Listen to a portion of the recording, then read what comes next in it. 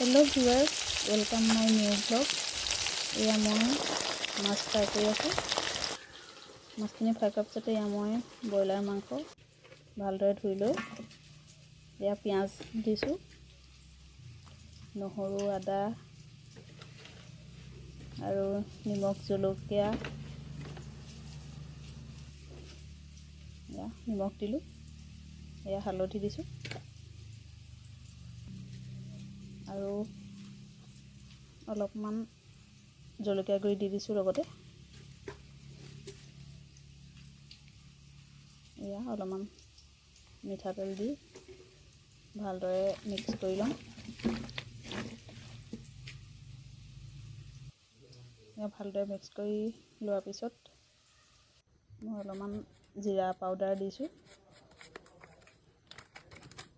আৰু এয়া অলপমান গৰম মছলা দি পুনৰ ভালদৰে সানি কিছু সময়ৰ বাবে ৰাখি থ'ম। এয়া ভালদৰে কিছু সময় সানি থৈ দিম।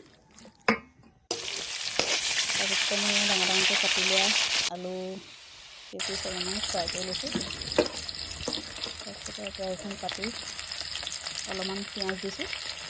পিঁয়াজ দিয়া মেৰিনেট কৰি মাংসখিনি দি দিছোঁ। মাংসখিনি দি কিছু সময় ভালদৰে ভাজিছোঁ।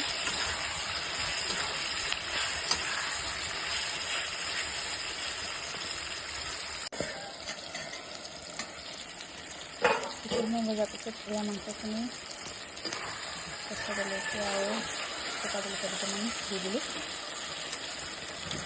দিয়াৰ পিছতে ফ্ৰাই কৰি থোৱা আলু পিছত দি দিছোঁ।